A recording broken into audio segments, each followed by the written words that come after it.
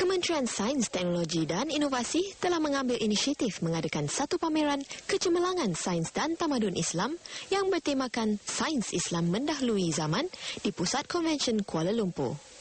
Selepas sambutan menggalakkan, aktiviti pameran di KLCC telah dilanjutkan ke 14 Februari. Ia bukan hanya memberi peluang kepada masyarakat luar Lembah Kelang berkunjung, tetapi juga respons daripada pelancong asing yang turut berminat. Pameran ini menampilkan 148 artifak dan hasil penemuan sains cendekiawan Islam. Ianya terdiri daripada replika, model dan working model yang merupakan koleksi hasil ciptaan ilmuwan Islam. If they don't already know a lot about their past, that they will learn from the exhibition a lot of the things that they probably didn't realize were part of their great heritage. Pada saya, ia menambahkan pengalaman saya tentang Islam ni. Saya dapat mengetahui lebih banyaklah tentang ciptaan-ciptaan menarik. Mendedahkan kepada para pelajar bahawa apa yang kita ada hari ini, maksudnya dari segi matematik ke, dari segi kemajuan yang kita dapati hari ini adalah bermula daripada Islam. Sebab kita semua pelajar tak tahu bahawa orang Islam adalah orang pertama yang mencipta. Dengan adanya pameran ini mungkin memberi satu motivasi kepada sekarang seperti pelajar yang datang ni untuk menggalakkan mereka membuat ciptaan untuk zaman untuk Malaysia sekarang, ya kan? Tak kira mungkin untuk global sekali. Jadi akak rasa ini satu pameran yang bagus. Dengan adanya pameran seperti ini, ianya dapat mencetuskan kesedaran terhadap kelebihan mengkaji dan menerokai ilmu sains dan teknologi di samping membangkitkan semangat generasi muda dalam meneruskan kesinambungan ilmuwan Islam.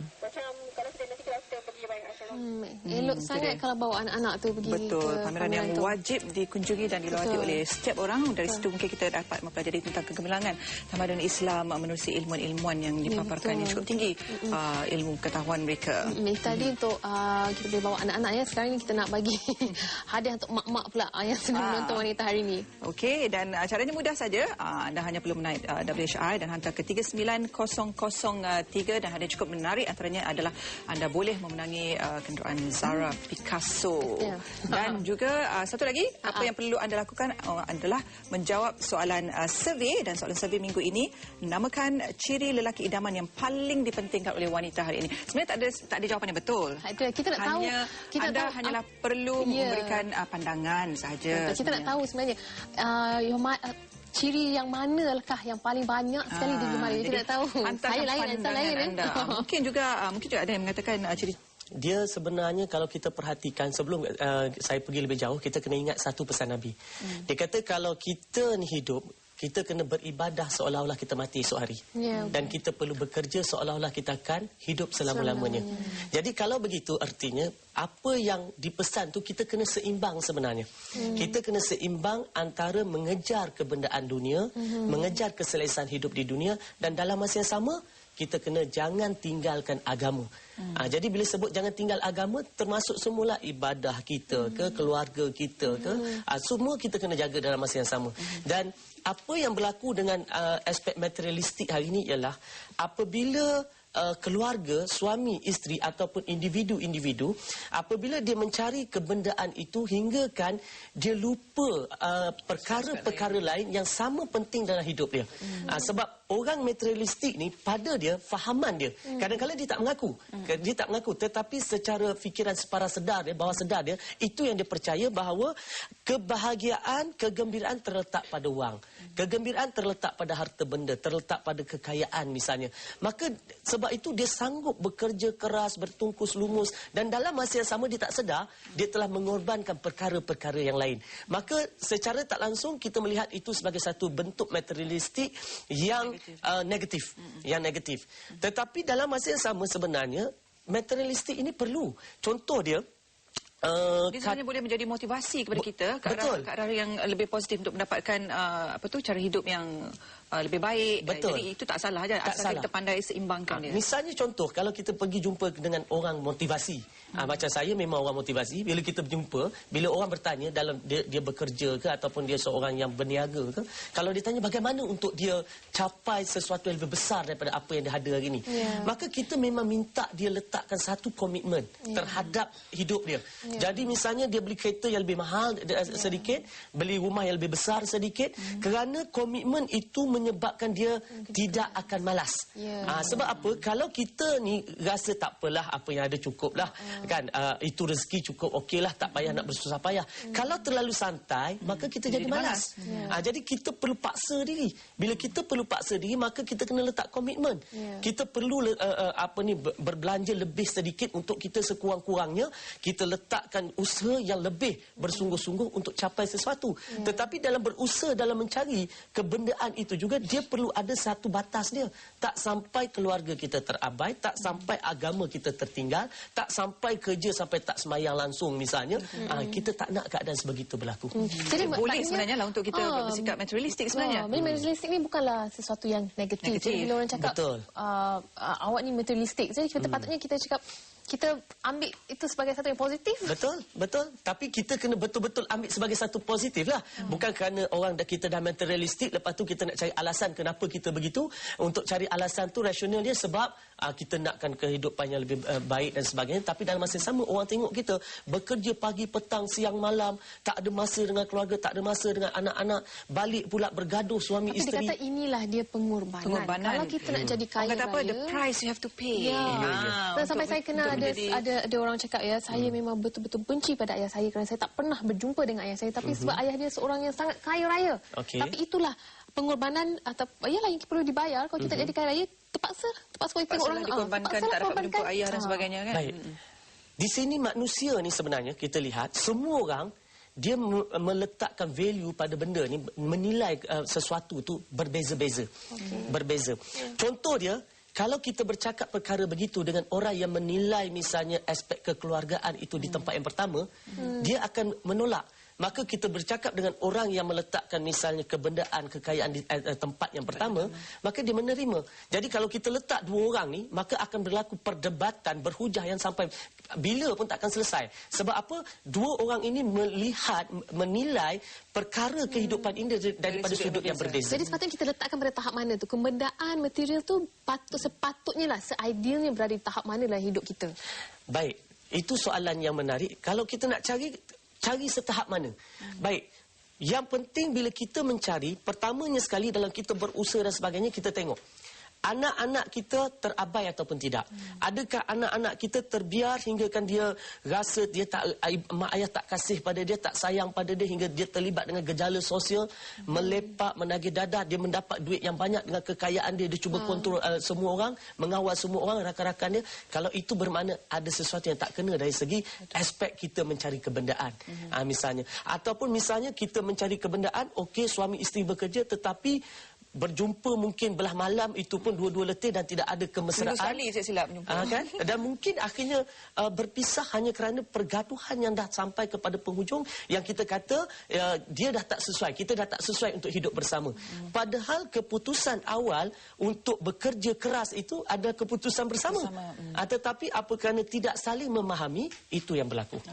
Jadi tahap mana kita boleh materialistik, jadi anda juga mungkin mempunyai pandangan itu sendiri. Jadi bolehlah menghubungi kami di talian bebas tu 1-800-886636. Dan selalunya bila kita cakap tentang materialistik ni, kenapa orang perempuan yang lebih dikerapkan, dilabelkan sebagai materialistik? Selalu sebut mata duitan lah kau ni, nanti kan materialistik lah, nak cari suami dan sebagainya, nak pilih kebendaan sahaja dan sebagainya. Jadi salah ke kalau perempuan ini dikatakan materialistik, sedangkan zaman sekarang ni ialah nak memang satu tuntutan satu orang kebendaan itu. Saya kebetulan beberapa hari yang lepas ada rakan datang ke pejabat. Saya bercakap tentang saya nak berbincang pasal materialistik. Dia kata dia bertanya dengan rakan-rakan di pejabat dia yang wanita-wanita ni, yang belum berkahwin, nak cari suami yang macam mana. Mereka kata semua, kebanyakan kata dia, dia nak cari suami yang 5C. Alamak, apa dia? Saya tahu dah. Cash, credit card, dia kata kondominium, cash, credit card, lepas tu carrier, dan yang lain satu lagi adalah berapa dah? Car.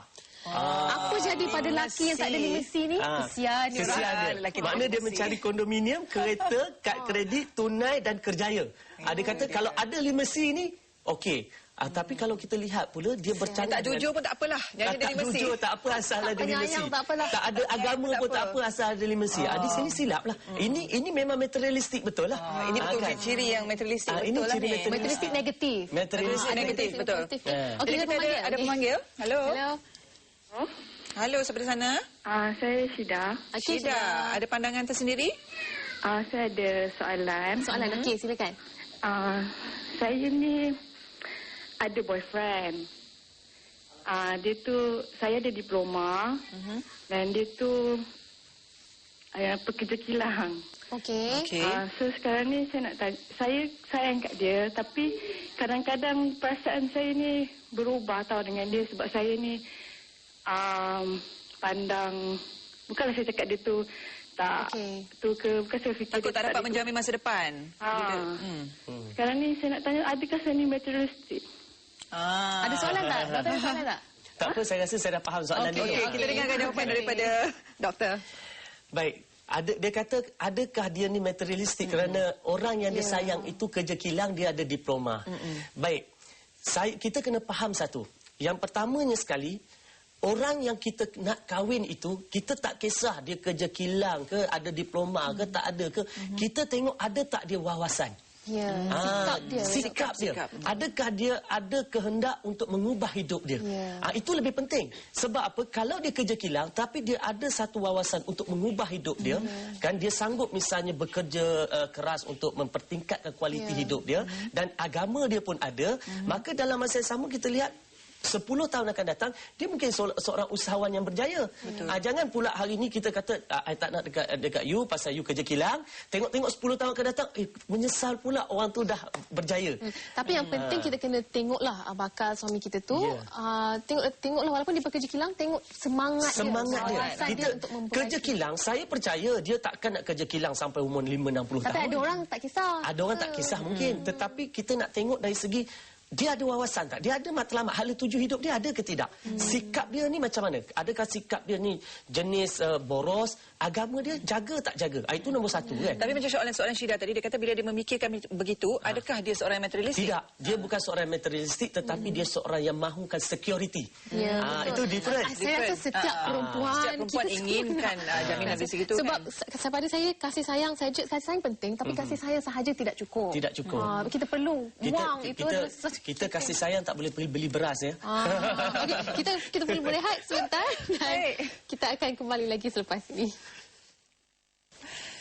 Kembali bersama Wanita hari ini dan kita masih lagi bincangkan tentang materialistik. Jadi, selalunya bila kita cerita tentang materialistik ni, doktor, ada juga yang beranggapan bahawa sikap masyarakat itu sendiri yang kadang-kadang menyebabkan lelaki ataupun wanita ini menjadi materialistik. Sebab kadang-kadang kita tengok kalau nak kahwin tu, tuntutan dari segi hantaran dan sebagainya, kita letakkan yang tinggi. Jadi, secara tidak langsung ia mempengaruhi wanita-wanita yang ada untuk memilih suami-suami yang ada kedudukan. Media juga menunjukkan kemewahan. Jadi, itu sikap masyarakat itu sendiri. Memang kita tak nafikan. Sebab apa? Apabila kita pergi ke sebuah negara maju, kan, senegara maju, maka wang mudah dicari.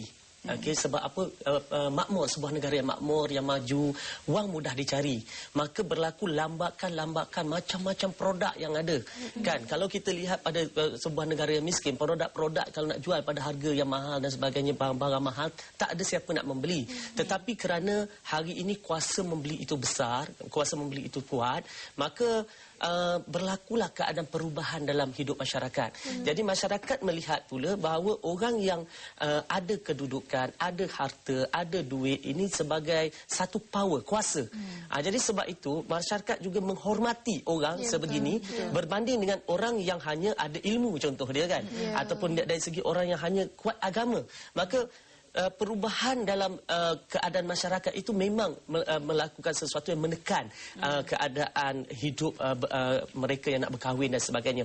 Sebab itulah kadang-kala kepada ibu bapa misalnya yang nak memilih anak dia, nak memilih salung suami dan sebagainya, yang nak kahwinkan anak ni, mereka perlu adil dan mereka perlu bersederhana. Jangan sampai kerana suami bukan suami lagi tetapi anak dan rakan ni, sepasang kekasih ni ya, yang nak kahwin hingga menjadi satu tekanan hinggakan sampai kepada 2-3 tahun perancangan pun tak dapat nak kahwin kerana tak boleh memenuhi permintaan mas kahwin yang tinggi, hantaran yang besar. Pula berhutang dan sebagainya untuk jangka masa yang lama ya. Betul, dan bila berhutang kerana suami isteri ni pasangan yang masih muda, nak bayar hutang lagi, perbelanjaan lagi, berlaku pergaduhan setiap hari misalnya, dan akhirnya banyak juga berlaku penceraian dalam keadaan hutang belum habis.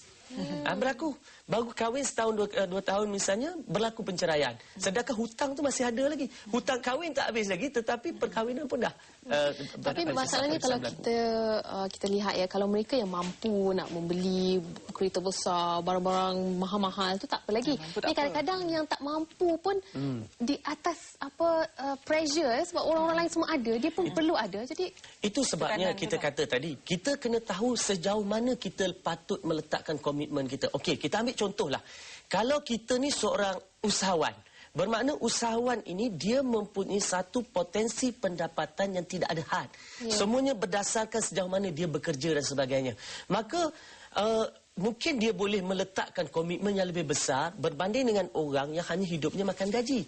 Misalnya walaupun kita makan gaji katakan 4-5 ribu, bukannya satu gaji yang besar. Gaji 10 ribu pun belum cukup besar kalau kita melihat dari kehidupan yang materialistik.